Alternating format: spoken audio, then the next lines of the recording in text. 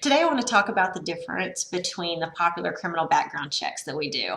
It's common for people to get really confused about the difference between the federal, national, and county criminal checks, so let's talk about that today.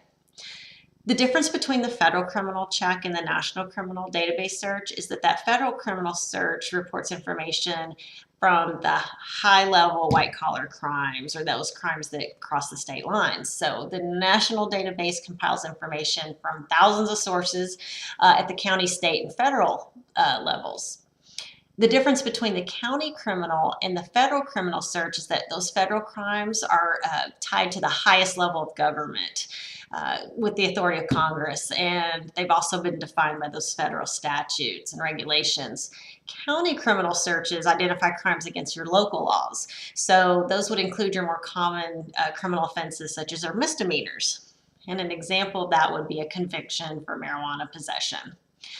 The difference between the national criminal search and the county criminal search is that the national search, and this one's always the one that confuses people, the national search uses databases to check that data. So county search uses information held at the county courthouse.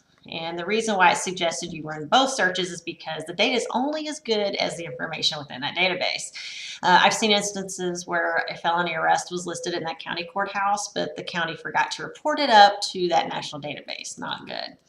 The county criminal reports are obtained at that county level. So that covers your felony and misdemeanor case information directly from the courthouse in that specific county.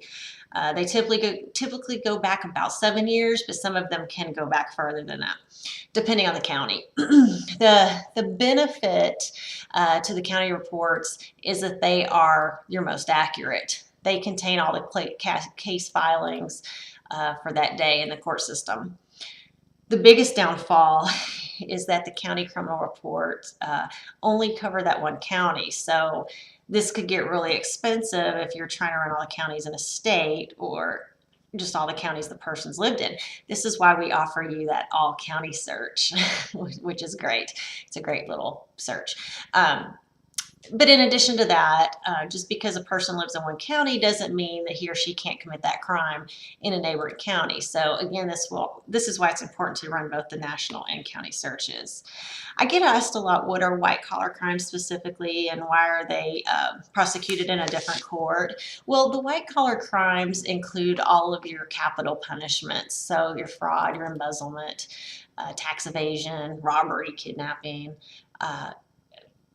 interstate crimes are also considered white collar. So those are the types of crimes that are typically found in a federal criminal search.